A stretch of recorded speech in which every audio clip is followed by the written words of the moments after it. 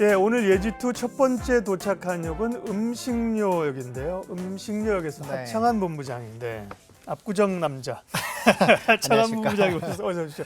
와, 요즘 정말 음식값 그죠? 엄청 올랐어요. 네, 진짜. 여의도에서 밥 한 그릇에 이제 10,000원짜리도 힘들어요. 그렇죠. 보통 11,000원, 12,000원 12,000원, 네, 맞아요. 그 그러면서 정도까지. 식음료 가격 오르고 외식하기 무서운데 그죠? 네. 근데 이제 또 설탕값이 그렇게 오른대요. 슈거플레이션이라고 하는데 네네. 설탕값은 왜 오르는 거죠?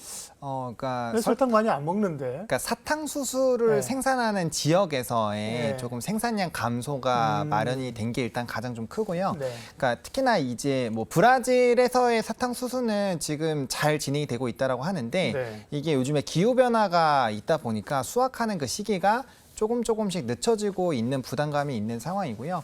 또 두 번째로는 이제 와, 설탕값이 얼마나 오른 거예요? 12년 만에 최고치고 진짜 엄청 네, 올랐. 다른 식량 가격에 비해서 엄청나게 올랐네요. 그렇죠. 네. 연초만 하더라도 거의 한 30% 이상 정도 올랐다고 보시면 돼요. 네. 그리고 2위 기업인 이제 인도에서 또 이제 수출 제한이라든지 이런 네. 이슈가 있다 보니까 아무래도 이제 사탕수수에 대한 공급이 조금 원활하게 잘 진행이 되지 못하고 있다라는 점.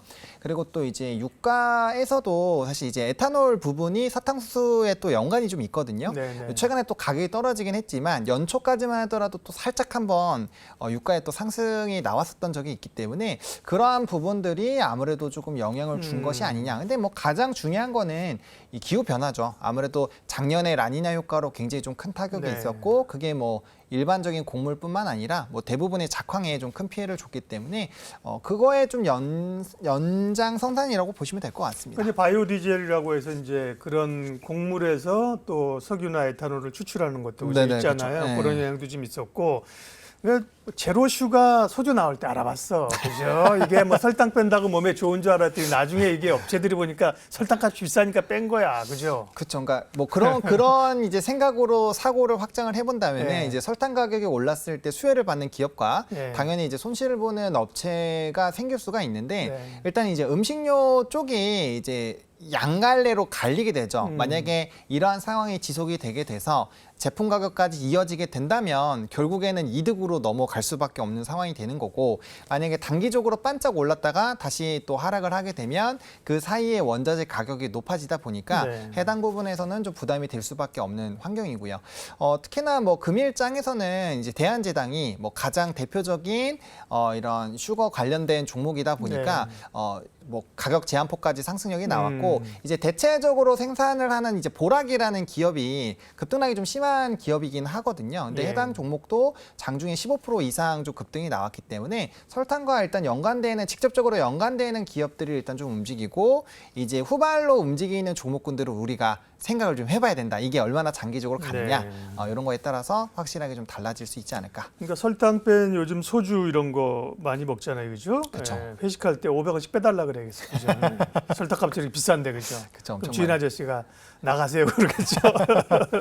소주값 올리려고 그러는데 지금. 그쵸, 엄청 많이 올랐죠. 그리고 러시아하고 우크라이나 흑해 곡물 협정 이게 이제 전쟁 중에도 그죠? 네네네. 지난번에 좀 곡물을 수출하도록 했던 건데 이것도 중단 가능성이 있어가지고 곡물 가격에 좀 악재 요인으로 작용하지 않을까 우려하고 있는 것 같아요. 맞습니다. 만약에 이게 현실화가 된다라고 네. 한다면 좀 타격 자체는 굉장히 크지 않을까라고 보고 있고요. 네. 이게 이제 금요일 날 외신에서 이미 이슈가 좀 됐었던 거예요. 네. 그러니까 이 튀르키예에서 유엔과 함께 이렇게 이제 사자 대면을 하고 있었던 상황인데 그게 이제 스토리를 좀 잘 살펴보시면 네. 이제 뭐 좀 많기는 하지만 어쨌든 러시아가 이제 그 우크라이나의 국기를 좀 빼앗는 이슈가 생겼고 거기를 통해서 이제 의원들이 주먹 다짐을 하는 이슈가 네. 발생을 했거든요. 이게 이제 금요일 날 외신에 나왔고 우리나라 기사로는 이제 전거래일부터 이제 전날부터 좀 많이 나오기 시작을 했는데 네. 어쨌든 이 18일 날이 종료 예정이고 앞서 말씀드린 것처럼 라니냐 효과가 원래는 3월 달에 끝났어야 되는데 작년에 5월 달, 6월 달까지 가면서 가뭄과 홍수를 굉장히 많이 야기했고 거기에 따라서 작황이 굉장히 안 좋았거든요. 근데 미국에서 또 밀을 엄청나게 생산하는 그 지역 기억 중에 하나가 생산량이 굉장히 잘 나와서 네. 그 부분을 좀 커버를 했는데 올해 같은 경우는 엘니뇨 현상까지 좀 크게 나타날 것으로 좀 부담이 되고 있는 상황이거든요. 그러니까 이런 기후 변화에 대한 부담감이 있는 상황인데 이제 우크라이나에서 나가는 이런 곡물 자체가 또 흑해 쪽에서 이슈가 생기게 되면 단기적인 공급망 자체가 좀 묶일 수가 있는 상황이고요.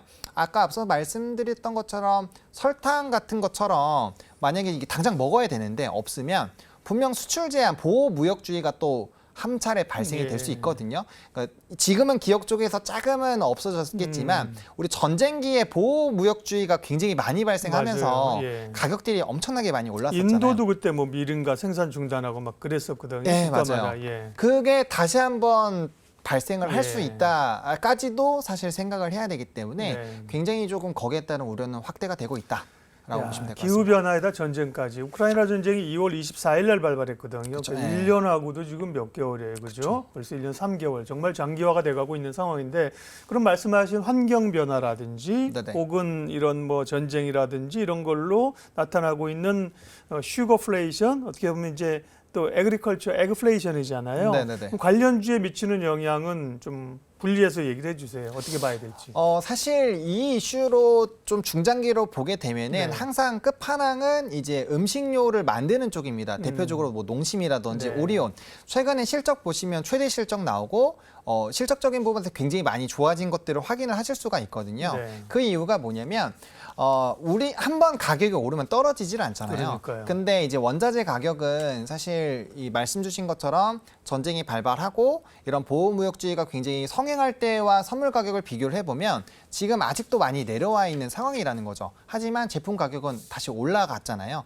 그러니까 한 번 올라간 가격은 떨어지지 않기 때문에 곡물 가격이 변동이 나올 수밖에 없는 상황이고 그래서 이런 단기적인 이슈로 또다시 만약에 식품 가격이 올라간다라고 한다면 결국에는 이제 음식료 관련된 예. 종목군들이 웃을 수밖에 없는 상황이고요. 근데 이게 단기적으로 끝날 수도 있기 때문에 이렇게 됐을 때는 작황을 크게 좋게 만들 수 있거나 아니면 사료나 곡물을 직접적으로 다루는 회사들이 강력하게 시세가 분출이 될 수밖에 없죠. 왜냐하면 단기적으로는 공급에 대한 이슈가 생길 수 있기 예, 때문에요. 예. 그래서 단기적으로 보냐 이게 중장기적으로 가느냐를 봐야 되는데 사실 저는 이 이슈를 장기적으로 봐야 될 거라고 생각을 하고 있거든요. 근데 이제 지금 아직까지 시장에서는 이런 사료곡물 쪽에 조금 포커스가 더 많이 단기적으로, 되어서 주가의 슈팅력이 나오고 있는 상황이고 만약에라도 정말 흑해 협정이 종료가 돼서 연장이 되지 않는 이런 조금 안 좋은 상황이 발생이 되고 슈퍼 라니냐 엘니뇨 효과가 7년 만에 요번에 다시 왔거든요. 근데 이거가 진행이 되면 작황이 또 굉장히 좀 큰 피해를 받지 않을까라고 하고 있어요. 만약에 그런 안 좋은 것들이 전부 다 현실화가 된다라고 한다면 그때는 당연히 이제 음식료 쪽이 토픽으로도 굉장히 많이 나오는 시점이 되지 않을까 생각을 하고 있습니다. 역시 우리 정리의 달인 하창한 본부장께서 딱 정리를 해주셨습니다. 그러니까 음식료는 중장기적으로 그죠? 네네네. 원재료값 올라서 가격 올려야 돼, 그죠? 네. 양을 좀 줄여야 돼. 이래놓고 원재료값 떨어져도 가격을 안 내린다. 마진이 좋아진다. 그 로직이잖아요, 그죠? 그쵸, 맞습니다. 중장기적으로 좋게 보고 단기적으로는 이런 작황이나 곡물가 상승 따라서 사료나 이런 네네. 쪽 관련주들. 네. 그러면 뭐 중장기보다는 단기적으로 관심 있게 볼 만한 기업은 어떤 걸까요? 일단은 저는 신성홀딩스라는 기업을 좀 뽑았는데요. 뭐 신성광장 뭐 네. 유명하니까 예. 그것뿐만 아니라 사실 이제 자회사에서 곡물 트레이딩을 하고 있는 자회사가 있습니다. 이게 어떤 일을 하냐면은 국가라든지 일정 대기업들한테 이런 물량을 공급을 받아서 이걸 이제 유통하면서 마진을 남기는 과정인데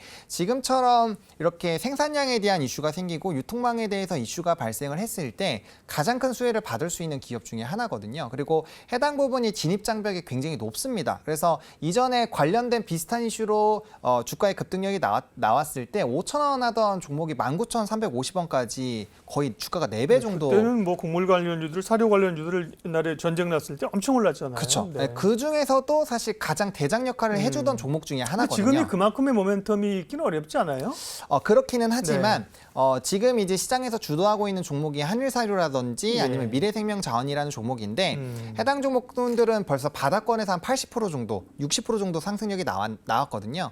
근데 이제 신성홀딩스 같은 종목은 아직까지 저점 대비 20%밖에 상승이 나오지 않았기 때문에 만약에 약간의 순환매 관점과 이제 키높이 맞춤을 본다라고 했을 때 충분히 상방이 크게 열릴 수 있는 상황이고요. 또 무엇보다 이제 역배열에서 엄청 오랜 기간 있다가 예. 지금 정배열로 바뀌면서 거래량 터지면서 이제 막 이평선 정배열 만들어 있는 상황이거든요. 차트에 딱 나오네요, 그죠? 네, 그리고 이제 5일선 자체가 깨지 않은 상태에서 주가의 급등력이 좀 이어졌고 오늘도 사실 좀 순위 안에 들 정도로 상승력이 높아진 상태에서 유지가 됐다라는 걸 봤을 때 예. 충분히 투자 심리적인 부분에서도 막 상황이 정말 엄청나게 급변하는 이슈가 없다라고 한다면 충분히 추가적인 상승력 기대를 해봐도 좋지 않을까 생각을 하고 있습니다. 슈거플레이션의 이야기를 풀어가지고 관심 있게 볼 종목은 신성홀딩스였고요. 네, 그러면 여기서 신성홀딩스를 담아놓고 다음 역으로 이동하도록 하겠습니다. 네. 이로운 경제 채널 EBC